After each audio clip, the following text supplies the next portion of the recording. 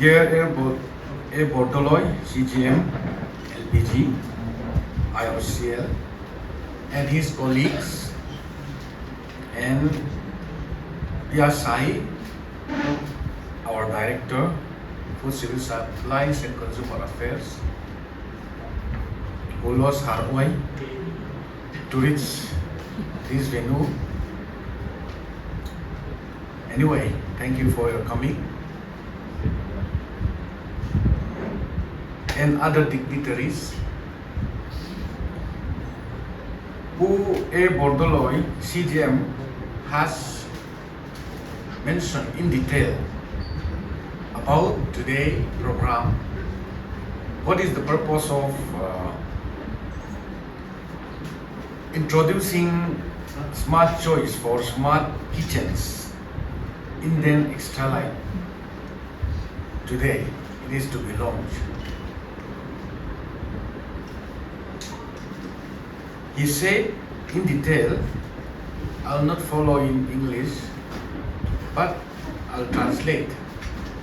as per my understanding in Mizo. Wena, hey, hun thade we kan mang ho me kan ya. Yes, lamboy pui tu agency te. Ni pui mo tak tak department lamay o te. An local khoma. INPR lamte po hey bingwap chakop maya MJA lamte media lama kathok pui song song te long thuang ma sain kan soya voila kan hun mang tu hi kalau ursun khop maya. I'm seriously taken today's program because gas is the burning issue nowadays, not only in Mizoram, even in India and even internationally. This is the burning issue. Nimina, pu ardas te, pu diganta te, yada fate, pulum dingate, coffee sa, ang lokala. Buena. Hãy thu cái sợi tủi bôi hi, ni bùi tên giáo ta kinh lâu kia xe cái đũa, can siết tông khanin gas cylinder pang ai 14.2 kg kha, a common được chứ, anh em mình bùi na can lap thin kha, anh em, heta arai ka pa po hian customer ten new connection tan Indian Oil One Up sa. Indian Oil customer website ta WhatsApp number an zia ka booking facility introduce thoi turani ti chu ani thawa anni ne ra po lo sei chu extra light hetiang hi inron introduce anga Mizoram ina subsidize cylinder kan donate hi in ti claim remote ange kan phal don ni lo nia subsidize reta min pe kina tor le si chuanin katan chuan van puya chiman ni remote don te kalau tia sa tok thi ong khan how ti deu how chiam ang lang chet si lo khan ni mi lam khan un kalau man pui chiam to maya voina pue Bordoloi khan thilom zia aron sei chen ta via ba kha kha mi zo tok te pon kan thua non tua kan siat angin OSCE a Strait of Hormuz Kovel pung ho buena alo khenga kan boe me maya supply minister ni na atang phei chuan bu file ma kan che thaviu kan tia stock a tha kan tia kan lom lai wireng te ron pa tlang gas pura ro khen klem ni phei chuan so mi ka tie em maya department lam te po hi aron khen klem ni chuan bu zu pui kan thong thadu lo dewa aron khen tam mi chuan lo me hi ka ti thina ni an mani ho IOC lam positive chu ni mina kalau sila, an soyang khan, ceng zakwa songa vela min pek hi ceng sak khazar vel borin an lei ti na niya, kaka company an loss na sa maya, khatireng remote chuan an ni IOC chau ni lo company dang tan po, tlo tak le dam kho chuak tura an be na ko ma, har sana ong thei do ne ti ngai da te pon ni pon tlang takin ron soi ni maya kangai a adik tu ra kangai kha khati an sei tlang mai kha tha a enga tinga hetiang extra light te an ron introduce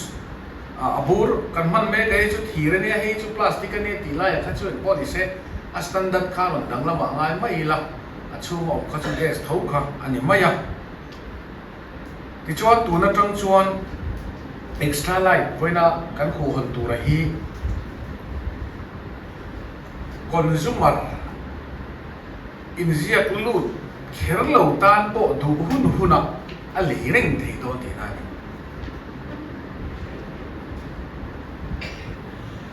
kun rei lo te chungin an ron deliver thei do ti thu te po kha an soya nia ei hi nimina min hriu dan chuan ama sabera tan mizo fel le van buangi an tin ka hria an ni khan hei hi bulan tran do na ke po ne ngati nge mizo fel le van buangi in than bi te kan tia a hei chu abul tran na mai nia agency dang a po an ti chho zela an ti ani eng po ni se thil reng reng hi thil da sang sang oma kan gas agency te nen te po kan in kong khoma ne ngati nge gas har sa em a black te hi la omreng kanin tia kanin zota in potlang takin kan lo soi ho to ni himi apo ayo sial ho ne na enga tingi a black te la om ato sia kan tia he extra light lo om turian from delivery within 180 minutes za somria chungin gas ka duwe tia nga agency an ka phone ang aron deliver mai do na amaro chu mi puite kia da thuk chi po ani lowa hei chu subsidize ani don lowa aman po kha a kg tam da na zel khan aman kha ani mai don ti na ni om tak ani hei hi Mizoram a chu an ti na ani lowa Indiaram state da ate po bulan lo tran to ani chu wang chuan in consumer union na tangina mo a gas agency lama tangina mo enge in thil dan ti lama kha chu soi ho na po kha che chong lo wa gas agency te khan hei inzuar te don ti na kha ani maya inzuar te langa tulaya west asia an so yang khan india ra mina gas ahman za som thum ni india na thar suwa ka abak jong chu mun danga changa la u kha alo ngai ta a chu gas company ho ina na ngai tu a tu na extra light kan ti adu tu ina gas booking po ti ma sa chong lo wa le mai thei tu ri introduce sila chu chuan gas company te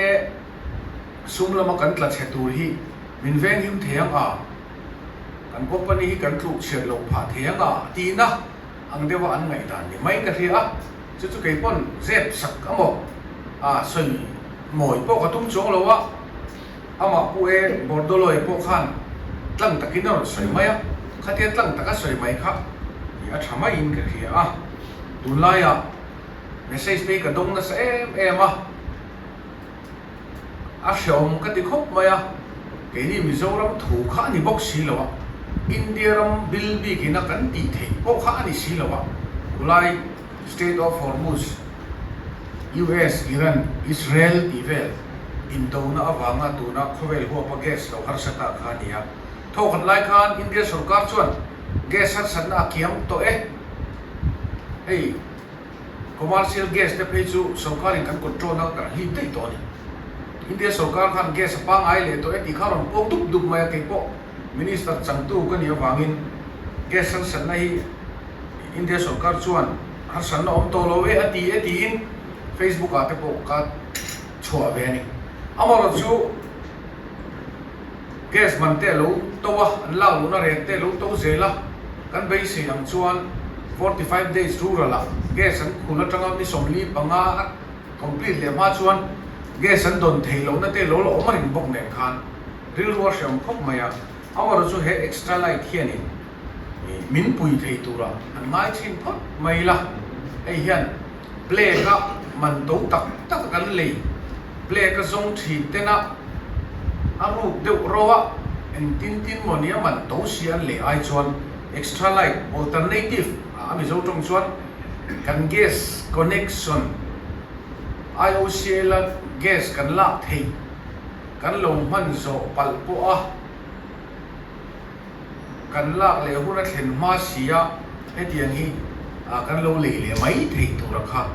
IOC lam chuan min lo chok chok ta ni ti zo min lo chok chua sak ta ni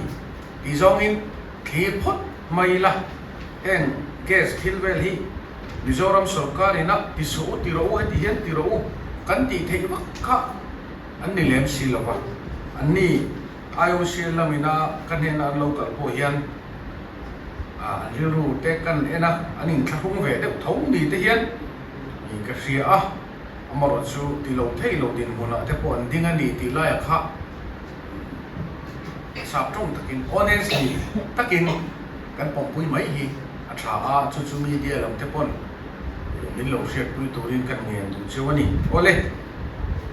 tula hian IOCL company gas bottling plant kulai mol khang siam na chu kan thok pluk mai tu na hian kan zo har lu tuk lo mai thian thok chak boka thok chak tuk mai nia rinai ke pon ka zut lo a ulum dinga ani a plan en kol tu ani a an tang khop mai ko kan siam zo na chon ni khata cylinder sang riat vel thar chok thei tu ani bokani tin Mizoram ina all depot anei theina turin sarkar chuan kong azong renga Karma Sakhan pu Nitin Bhatnagar IOC la North East Hotupa office aron lenga ti khopin Mizoram in all depot kan mamo a IOC lam hian min ngai sak thadu lo em sarkar masalai tanin an tia an lo thin thei lo ba ke ni a po hei kan nor nat ang huin har san na kan la neya atula ni chon Mizoram sarkarin a thlonin rampo kan pe mai an chu kan tia chu mai ni lowin khami all depot pong approach road lei sak khen oi sarkar chuan kan ti sakang chu kan tia chu ta IOC limin chan na le ama po min chan na chu all depot din tur hian entidan work khang bottling plant chuan crores ani som li panga vel kha investment an tia IOC li amor chu all depot achong crores a bo som thum vel crores sang khat tu tho kha angai kat mai ni chu wang chuan IOC company tan Mizoram demand ni asang si lawa or invest hak tai la company tan recover le har don lu tuka akhir khop maya chu wang chuan viability gap funding in mu thei chuan IOCL te ne te po tho khomin kan ti theya viability gap funding han try te umin tia chu mi chung changa chuan voi tlai dar li hian chief minister hoin all depot kan nei thei nge na tur chung changa meeting te kan nei dona ram te po thona pe mai thei tur man tlom te Mizopa in lei sak anga liya IOCL nei na offer keinin central lama viability gap funding te zonga katia ti thei tho chu kan tuma tin IOCL hian khati ni lo pon Mizoram sarkar hian all depot chu saula siam ula keinin technical support kan pe vek cheunga in sak zo huna IOCL in kan ren ve mai anga ti te pon option kha min sil ve bok ani chu wang chuan in voina local te ne na kan thlen chin kha ikan report te la ni ole voina Indian extra light kan han launch thei tur hi thil thar ania engtiang takin nge kan society ang hong aniang kan soi thiam lova tin a service delivery hrim po a travel dolem ti kha tuman experience kan la nei big jong lova ke minister der pon a thak khop ang han ti chiam kha ika soi dan tur po ni chen kan helwa chu mi roi ro chuan gas cylinder ma mo na sang e ma in tinin gas cylinder kan ma mo restaurant hotel chung zong chuan kan ma mo a ol sam taka minute za somriat pali chunga kan in kot kaya ron thleng thei mai tur extra light cylinder ste dang ter wala kan nei ve thei tur hi ilom phot mai ten kalome